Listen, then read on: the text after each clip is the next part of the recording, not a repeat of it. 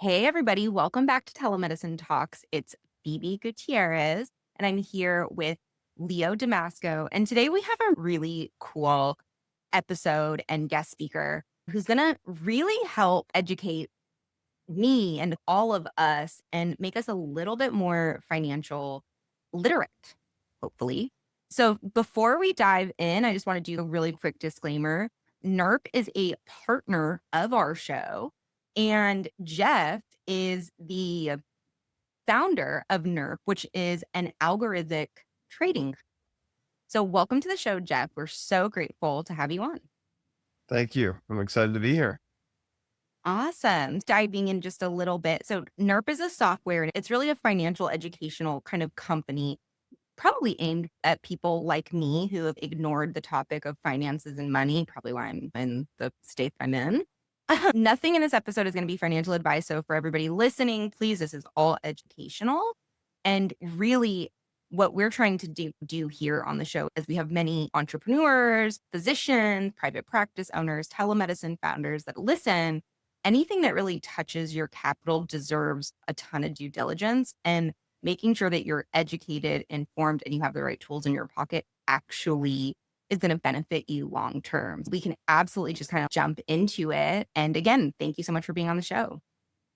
Thank you. Let's do it. Yeah, awesome. So, Jeff, yeah, like Phoebe said, you've built NURP, which is this platform, but you've also built other companies, right? 0%, Orca Capital, and NURP, what we were talking about. What's the through one here? What's the problem you're solving by creating all three of these? Yeah. So early in my career, I went through traditional education and worked for the largest bank inside the United States in asset management. It was JP Morgan. And I was in like a 2 million square foot office with 12,000 employees. So about as corporate as you could possibly get. And I ended up leaving there in 2018 just because it didn't align with where I saw myself going long term. But my first company that I started actually came from issues that I had financially myself with my credit score. So 0% was spawned from all of the difficulties that I went through having a 524 credit score. I rose it to a 793. I was able to get a new car, a new apartment, start traveling a little bit for free. And ultimately, that kicked off the start to my first company, which is actually a marketing company. Not too long after I started, the marketing company only lasted like probably 6 months. But regardless, it got me out of the corporate world and got me doing the thing that I love doing today. And 0% kept growing. We serviced thousands of customers. We helped entrepreneurs get access to more than $100 million of like startup funding. Wow. And they started tons of businesses. It's really cool. I've had just in the last week, several people reach out saying they sold their companies for multiple 8 figures. And this one guy had got several thousand units under his belt, starting his real estate company, all from starting with the credit journey with me and getting financing, which is really, Oh, really wow. cool to see. So cool. But more so, I've been more interested in investments my whole career. Since a very young age, I've been investing money. My dad actually started a competition between myself and my older sisters where he said, look, I want you guys to start understanding investments. So why don't I just put $1,000 into 3 different accounts, and you guys are going to pick your favorite stocks or your favorite companies that you enjoy the most right now. And whoever has the highest return at the end of the year is going to get $50. So that got me thinking into just how companies like grow, evolve, why they're valuable, and how the equity price generally follows the fundamentals. And I started to really think about investing as a career. So that's why I went into school for finance, graduated, got the job at JP Morgan. And then Orca Capital spawned not too long actually after 0%, but we started the fund, which is a hedge fund, and specifically an invest in alternative investments. And I started that fund back in April of 2019. And we started that just like, hey, let's just build a track record and see if we can be successful. And if we are successful, then we'll start to raise some money from other investors. And that's what we did. And that company has grown since then. But more so, I saw a huge gap in the market. So with inside of hedge funds and different, they're called private placements is what they're really called, because they're private types of deals that you can invest in. Mhm. There's two main issues. One, people that are not accredited, or we even have a fund that requires you to be a QEP, which is a $5 million net worth or above. And then there's even some products that you have to be an ECP, which is a $10 million net worth or above. And I'm just talking generally in the finance industry. There's all these structured products that are actually really valuable, but unfortunately, you can't legally get access to them until you are over that net worth threshold. So NURP spawned from trying to help the individual that's generally in between becoming very wealthy. They're still wealthy, but they're not at that point where they're reaching the QEP, ECP type status. We do have quite a few clients that are very wealthy, definitely into the multiple nine figures because they sold companies for hundreds of millions of dollars. So it's not just for people that are worth 500,000, let's say. But for the most part, that's the majority of our clients don't fit into that ultra high net worth bucket yet. And they're working to get there. And the other problem with these private placements and alternative vehicles is you don't have liquidity. So we can talk a little bit more about that. But oftentimes you invest money in a venture capital firm and you sit there and wait for 5, 8, 10 years until you get a return. So we wanted something that like, hey, this is not a fund. You're putting money into your own brokerage account. But what we're going to do is we're going to build successful trading strategies into softwares, and you can license that software in your own brokerage account. So they're in control of their funds. They deposit money into a brokerage account, but they're just licensing a technology into their brokerage account. And then they can adjust little settings and things inside the algorithm. But it's been a really cool business and it's very unique. So excited to dive a little bit more, but I hope that gives you a nice summary there. Yeah, no, definitely. I have one question just because, like I said, like I'm like really illiterate when it comes to all of this stuff. I just work and somehow all my companies have done well, which is probably like the worst gamble you could do. But mentioned alternative investments. Like what could you maybe dive a little bit into what is an alternative investment? Yeah, so traditional investments are things like you putting money into the S&P 500, the stock market, or the bond market. And that's what most people do. And there's nothing wrong with that. I actually think that's a wise move. But most people don't understand there's two pieces of terminology. One of them fits inside of the other one. And anyone listening to this can go look this up. It's called modern portfolio theory. And inside of modern portfolio theory, there's something called the efficient frontier, which just means that there is an actual optimal allocation, which means spreading money across different assets where you have the highest risk adjusted return, which means that for the level of risk that you're taking, you're getting the highest return. So there's this curvature on the efficient frontier, which is about portfolio allocation, where you can have the highest risk adjusted return. And how do you get to that point where you have the highest risk adjusted return? A lot of the times, the majority of the portfolio does sit inside of safer investments like the stock market, the bond market. But then oftentimes what people that are building wealth do not do, and even some very wealthy people that I know here in the city that I live, they're not even educated on this and they've just become very wealthy.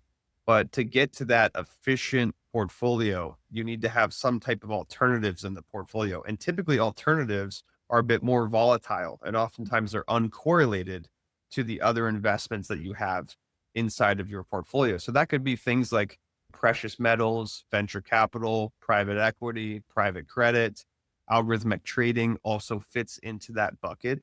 So it's things that are just not very traditional, that are like alternative to what people are usually used to. And that's where we fit in. And generally it's like anywhere between maybe a 1 and a 10% allocation to alternative investments is usually where people sit inside of that. And then a lot of it's in their, let's say their business, the stock market, the bond market. But yeah, that would be the cleanest description. And I think that's where a lot of people tend to struggle. Like with you, maybe really centralized with your investments only in your business. I don't know if you make many investments outside of your company or not really. It's all in your company. Right now, I'm at the place where you're all in on like your companies. You're hoping to get to that next level of where I'm still in my 30s. I'm still trying to think about it in a smart way, but I think like I'm at the place where, yeah, I think I'm ready to take that next step. So it's that interesting piece where, yeah, do I continue to invest in my companies or do I potentially invest outside? So it's an interesting junction I'm at. Yeah, and a lot of our audience here, when they transition to telemedicine, they're usually at a point where they're a little further on in their career, right? And they're ready to draw down or change, but which means that they've had a career, they've built their wealth a bit, And they've done the traditional stuff, right? Max out the 401k. Some are dabbling in real estate. There's a lot of the doctors in our circle are doing short-term rentals, hiring maybe an advisor, talking to people. And really that's about it. What, in your eyes, what's the biggest kind of spot that they're missing and where should they go next? Yeah, a lot of people I think that real estate's a great asset class. Obviously, it's very proven over literally thousands of years, right? But the thing is, with a lot of investments, when you're making investments outside of the stock market and the bond market, you oftentimes are locking your money up and sometimes you're creating a whole nother business for yourself. So I have friends that bought dozens and dozens of properties, some of them even hundreds, because they were making so much money from their business. They're like, hey, I need to diversify. I also want the tax benefits. Now you got to become a real estate professional to get those tax benefits. And it was just the biggest headache in the world. They ended up selling the properties at a loss because they were just so tired of plunging the toilets and the sinks. Like they weren't physically doing that, but they had to manage the management companies that were doing that. And then there's so many things that go into those types of investments. And then, like I said, it's not very liquid, right? So when you try to get out of it, it's not a very easy thing to get out of. So I would say that's one of the bigger mistakes. A lot of times people spend a lot of time building their wealth. And then unfortunately, a lot of them lose it because they go all in on one thing, right? They think that, oh my gosh, this is the thing that's going to take me to my retirement. And generally that's not a good idea. And what I see also people doing in the medical field, because we have quite a few people in the medical field that are clients of ours, is they have that concentration risk, which is where all of their money is in their business or all of their investments are in one index or one stock. And you have that risk of, well, what happens if we have another 2008 and everything goes down? Are you going to have enough conviction to be able to get through that and not sell if that asset goes down by 50%? Not a lot of people can. So the whole point of spreading out money across different assets is to try to bring together things that are uncorrelated so that when the market does go down, maybe one thing goes up when the rest of your assets go down, and that kind of smooths out that equity curve. So I'd say that's probably the biggest pitfall that I see professionals It's doing. funny because, yeah, especially I'm talking for myself too. We weren't trained in this, right? There was no financial advice training in med school. I think they're starting to do it now. I think people are just starting to get smart, but at least back in my day, but there wasn't any, right? And we just had to figure it out. Honestly, really, the play was, hey, you work till you're 65, you max out your 401k, and you just live off of whatever you saved off of that 401k. And you're not going to live long anyways after that, right? You're old and tired. So that should help. And you're a doctor, right? You guys live till 58, I thought. Oh, shoot. Lifespan's 58, so I wouldn't even make it, right? I'm an ER guy. But yeah, so that's interesting. Now, how does NURP help you do that? What makes NURP unique, or how can our listeners use NURP, a tool like NURP, to help them diversify, actually help them become more efficient and maximize their financial Yeah. wealth? So I think one of the reason why I actually started the company and started pursuing this also in some of my hedge funds is because whenever you're trying to do something, let's say you want to play basketball and you want to learn how to play basketball, you're probably going to study someone like Michael Jordan or LeBron James or Kobe Bryant, right? You're going to look at the best people that have ever played the game. So in the investment world, when you think about the best people, almost every single time I ask this question, everyone says Warren Buffett, which is a good guess, right? He was the best, apparently, investment professional of all time. But in reality, he was not the best. In fact, there was multiple people that way outperformed Buffett on the professional level. So the number one fund manager, so investment manager of all time, was a guy named Jim Simons, and he ran a fund called the Medallion Fund. There's a whole book written on him named The Man Who Solved the Market. Now, what did he do and what performance did they have? They had a 66% a year on average growth rate in the fund for 30 years. Wow. So they were averaging 66% a year for 30 years. So he became the most successful manager of all time. And what were they doing? They were running trading algorithms inside their fund. That was 100% of what they did in the fund. So they found statistically significant trading strategies, which means that it had positive expectancy over time, which means that it was profitable over time. They would take a trading strategy, build that into a software, and then run that software inside of their fund. And they had probably hundreds of different trading systems because they were managing billions of dollars. There's also another firm named Jane Street that is a newer, they're over 20 years old, but people are just starting to find out about them because they're making $5 billion a month. Okay. And their profit margin on the 5 billion in revenue a month is like 3.4 billion. And they're doing that with 3,500 employees. So they're actually the most efficient company of all time when you look at companies with over 1,000 employees. So when I was thinking about just investments, I'm like, who is dominating this game? And all of the companies that are dominating are using technology and trading algorithms inside of their funds. So there's no denying that using some level of technology is really smart inside of your investment portfolio. Now, maybe you're not going to become Jane Street and Jim Simons and the Medallion Fund, but at least you have an opportunity. So what we do is, instead of pooling together assets into a fund, every single user that we have, which we've had over 3,500, will put money into their own account, into their own brokerage account. So just like you were opening up an account with Schwab, right? Or you're putting money into that account, then you are licensing the trading strategy from us. You're just paying a flat fee a month to use the software. And that software comes with default settings. So we educate everyone that's using the system about how it functions, how it trades, all of the testing that we've done, all of the live performance, which we have everything verified online. It's all public information. And then they just connect that software to their own brokerage account and watch the account grow. And they can increase or decrease the risk that they want inside of the account. It comes with default settings, but they can adjust a few small settings in that account. So they have liquidity, which means they could deposit on a Monday and withdraw on a Wednesday if they wanted to. So it's a lot different than investing into a fund where you have to invest for 3 years or whatever it may be. And we're giving the power back to them and empowering them with technology as a piece of their portfolio. So that's interesting. So this is more of a kind of like an add-on to their own brokerage account, right? Is the tech, I'm assuming the tech it works for any brokerage account, right? There's really no limitation to or specific brokerage account that you can and cannot use. There's probably 100 plus that it works with. So it's not every single one. They have to integrate with a certain type of API because the algorithm has to go through the API to trade. So not every single broker has it, but yeah, there's quite a lot of options. And we trade in different markets too. Like the one that we're going to actually give you guys for free to test for the next 90 days. It trades gold only.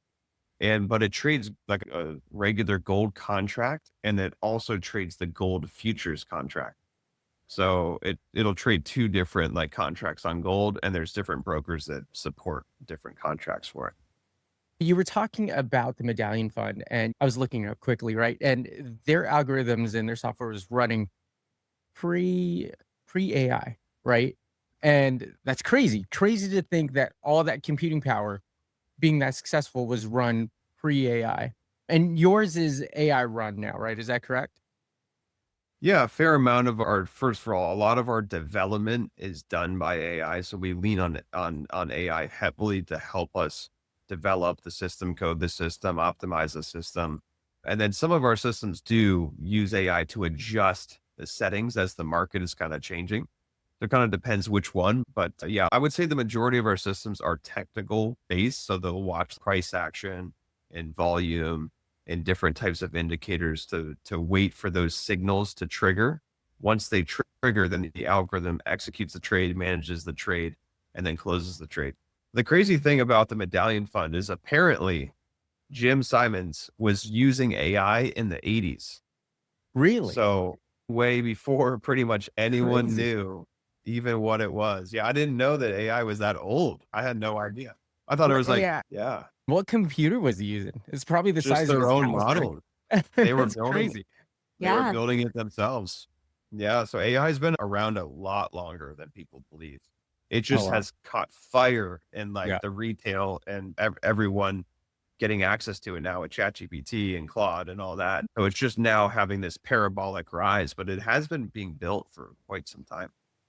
Yeah. It's just been commercialized, right? So a lot of the things I think that behind the scenes were even like very similar to in the telemedicine space of what like we do, right? Like people were just building your own native systems and you were getting it to where it was completely automated. It's a brain. You're building a brain, you're training a brain. It's the kind of same as AI, which again is like really interesting because my understanding from all the successful hedge funds and like venture groups is that's the one of the key differences is that it's this very like interesting proprietary system that, helps differentiate their portfolio. Exactly. Yeah, it gives them an edge. Advantage. Now, some people are like, hey, algorithmic trading, we don't really believe in it. Or, hey, this is just a fad. And somewhat has some sort of like credibility problem, right? So there's just a lot of hype, right? So when you're trying to convince people, hey, this is what you look for when in a program like NURP that use algorithmic training, what are the things that people should be looking out for? What are the red flags in terms of what to avoid, so forth and so on? Yeah, I would say make sure to work with companies that have real people behind them. Some of the companies don't even talk about who is behind them. You can Yeah. see a lot of our employees online where we've got open positions that we're hiring for. We've got a real product department and quants that help us build the strategies. But even outside of that, it's really people are going to get into some type of investment usually because they believe that it's most likely going to grow their money. So, what is the best way to have an idea that it has worked previously? It's to look at live performance. So, we have our live performance track record verified by two third parties.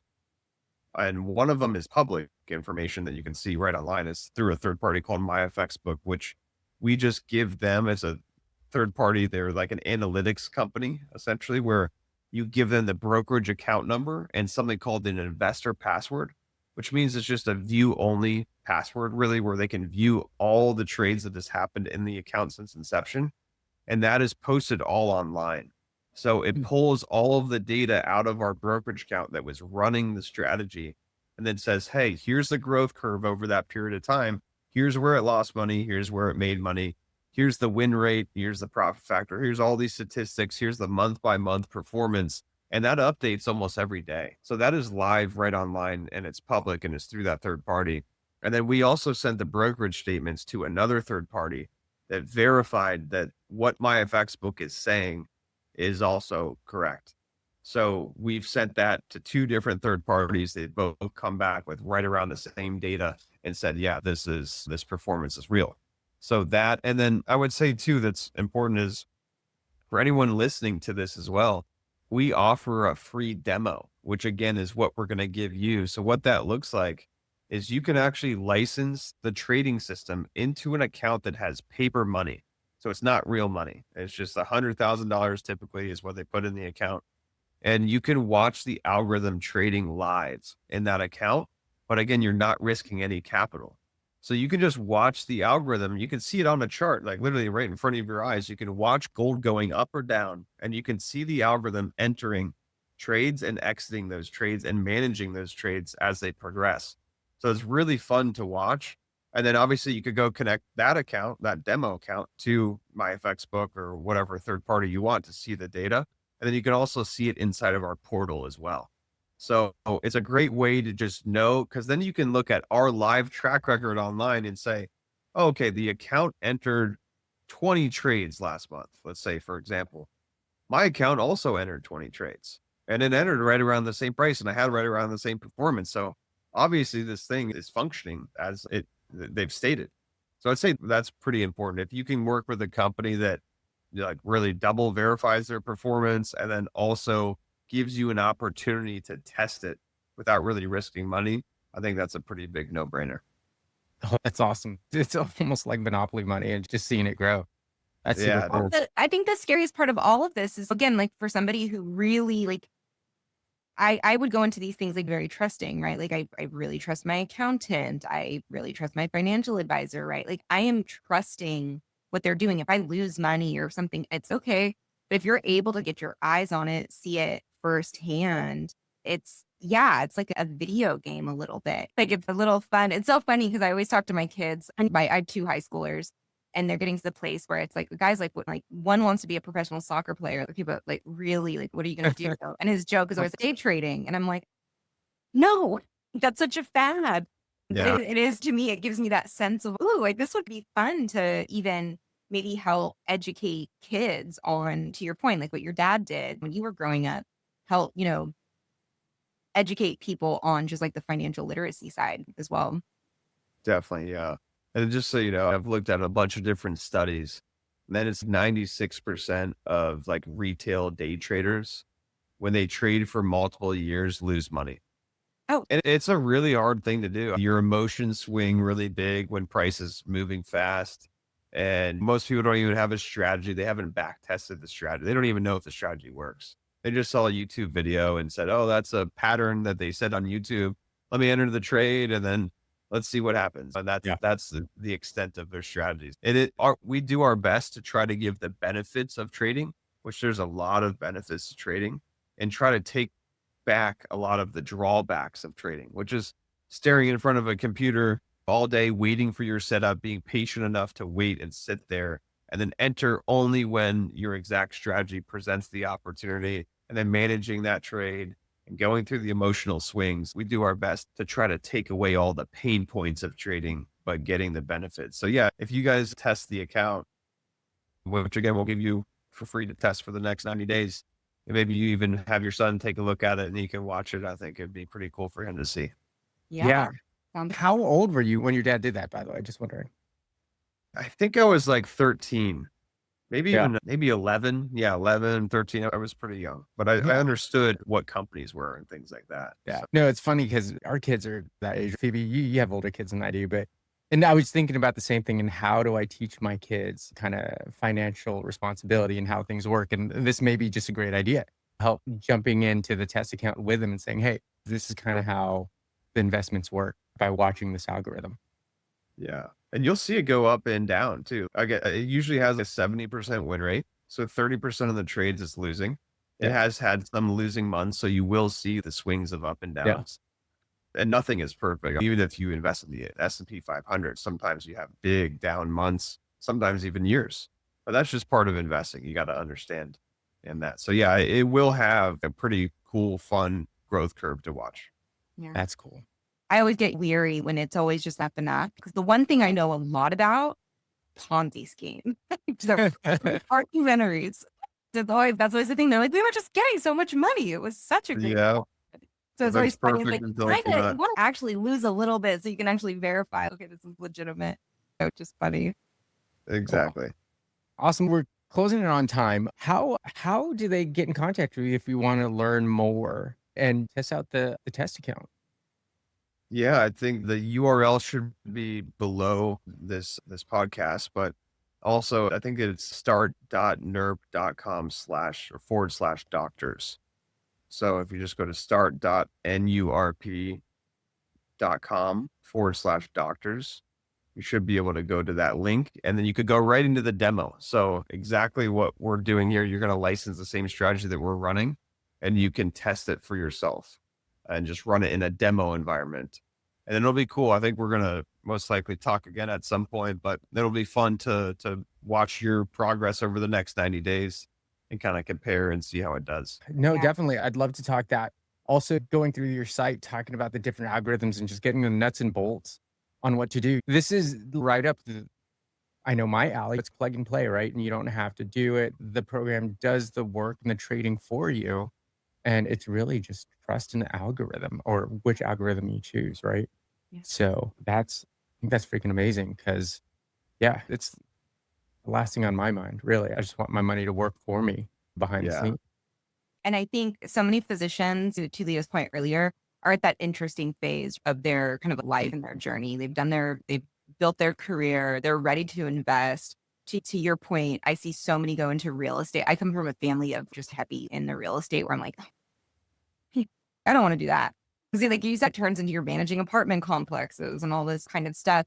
It's going to be really interesting, I think, for a lot of our physician colleagues, even our friends that I think are going to just find so much value in this. Because again, I think they go for some of the traditional investment paths, mainly just because they didn't learn it. and they might not be super interested and they just want to see some sort of return on all their hard work. And this is so cool. I'm actually really excited to try the demo out and like Yeah, same. just kind of, again, like just educate myself, just because this has been something I've avoided for a long time. And I think I'm at that place where I can no longer avoid it. So thank you Yeah, so much. you got to take control of your finances at some point, or if not, you're going to have kind of the golden handcuffs where you're stuck in your practice or your business and can't ever get out. So you got to make your money work for you in some way. Yeah. Yeah, no, that's what a lot of our audience is looking for and trying to break that. So this definitely fits right up that alley. And yeah, this hits home, right? Because a lot of us are looking for that, looking for the way out. Again, Jeff, this is Jeff Sekinger with NURP. Thank you for joining us. We'll talk again soon. And I'm super excited to see how it goes. And yeah, Phoebe, anything else? No, just, thank you so much. I'm sure when you get back on the show, we're going to have a lot more. I know I will have a lot more questions for you. Totally. But, Yeah. I think just one thing, like a lasting thought is what is what is like a really big mistake that you've seen people make that you just wish more people knew when it came to investing? Yeah, I think that sometimes people don't understand. It's all about the return that you're getting relative to the risk that you're taking. So oftentimes people will, an extreme example is meme coins, right? They hear about the person that put, $1,000 into a meme coin and they made $10 million, right? And they're like, all right, let me go buy a bunch of meme coins. But what you don't hear is the other 30 million meme coins that have been released that went to zero, right? So the probability of you doing well, putting money into meme coins is very low, but they just hear the top line number of a 10,000% return and they want to put a lot of their money into it. So it's all about understanding kind of the return relative to the risk that you're taking and then not oversizing your investments. I think that's the biggest mistake. I've seen people sell businesses, make tons of money. I'm talking about millions of dollars. And then they find one investment and they just go all in on that one investment. And then they end up losing the majority of the money that they had in there. And I think that's the most important thing. So we love to see people just start small. You could start with as little as $10,000 in an account. It does need some money for it to function properly. But in the demo environment, obviously you're not risking anything. But after that, just putting a small chunk of like a $10,000 deposit and then setting your own risk parameters. You can do that very easily. And then you can grow the account and then you can add money at a later date. But I think that's the most important thing is just starting small, getting your feet wet in investments and not over allocating. Do not put too much of your money into one thing, especially things that you're just learning how to use or learning about a new asset class. So I'd say that's probably the number one thing. Yeah, makes sense. Sweet. No, thank you for the advice. Definitely looking forward to testing out the algorithm and looking forward to having you back. I already created my account. It says rental period for 30 minutes. You're one step ahead. I'm going to be putting my timer on and getting started. To roll. Yeah, I'm ready to roll. That's awesome. Yes. So you logged into the portal and everything? Yeah, so I just did it. I just signed up for my free account. So it says I'm in. Let's get you live. Let's see if I got an email here. Yeah, it's very simple. I'm gonna get in there. Wonder you're quiet for 30 seconds. I know. Everyone's quiet. I'm up to It's something. like done. I know. That's funny. Sweet. Yeah, it'll be fun to watch it. Let's get it live in the next couple of days, and then we'll check back in here soon. Yeah, sweet. Awesome. No, thank you for your time. I'm looking forward to talking to you more. No problem. Thank you so much. You take it Bye-bye. easy.